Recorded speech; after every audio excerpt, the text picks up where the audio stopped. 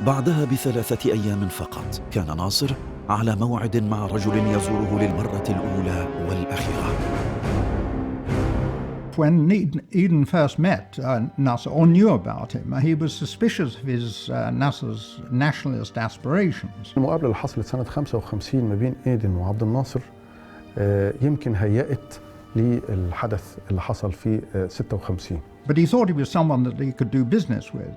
To rework what Margaret Thatcher said later about Mikhail Gorbachev in the 1980s. إيدن حاول إن هو يتودد إلى عبد الناصر بإنه يحييه باللغة العربية. دي علامة تودد واضحة ومؤكدة.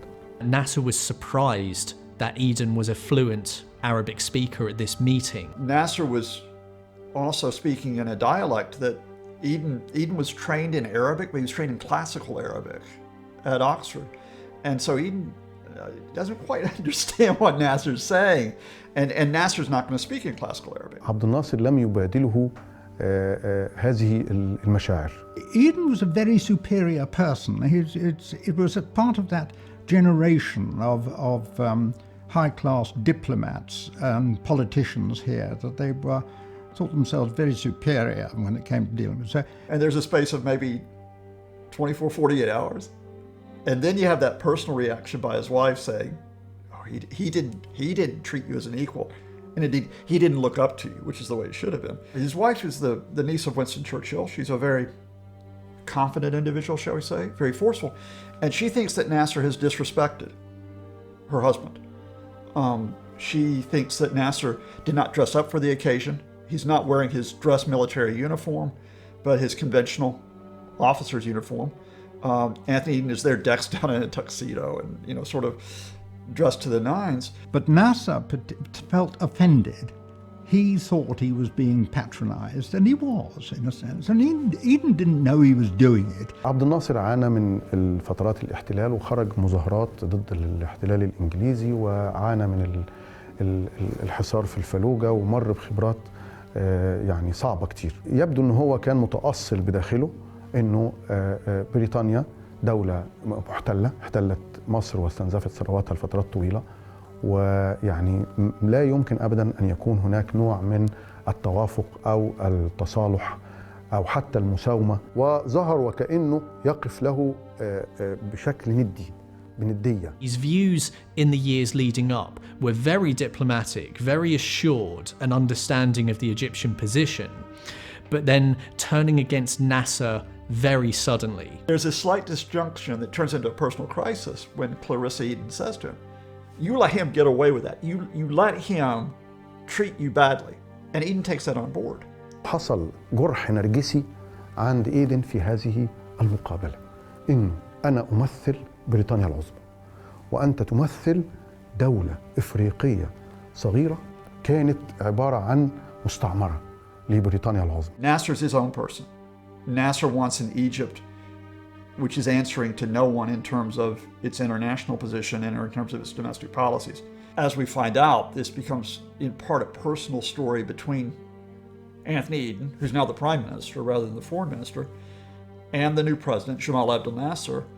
And that personal relationship is part of a rapidly changing Egypt and Middle East where Britain cannot assume that it is the dominant power.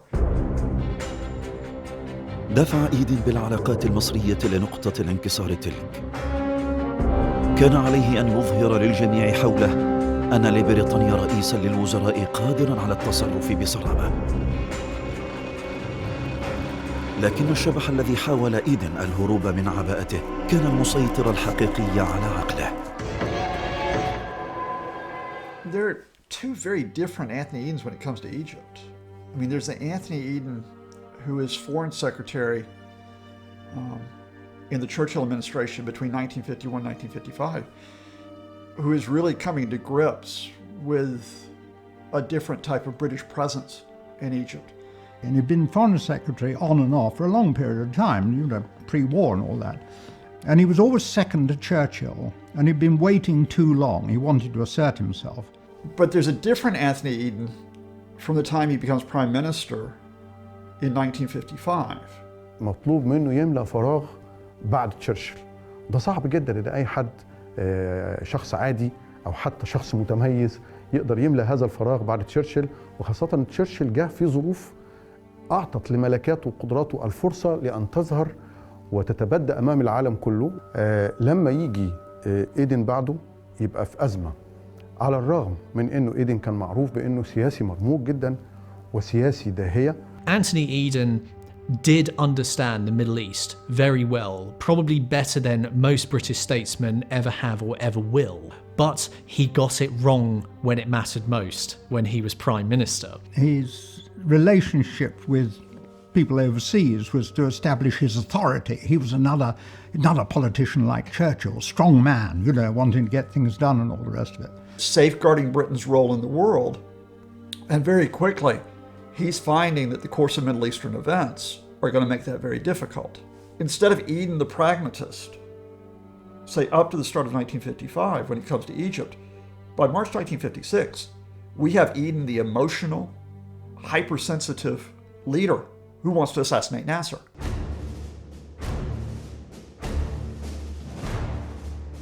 وصل إيدن لحد البحث عن قتل عبد الناصر.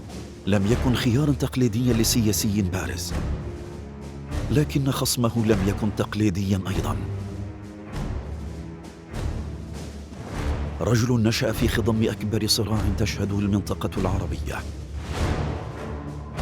اندفع بقواته يوما ما لحل المشكلة، وجد نفسه محاصرا لأيام. في تلك الأيام سيتشكل عقل ناصر الضابط والرئيس.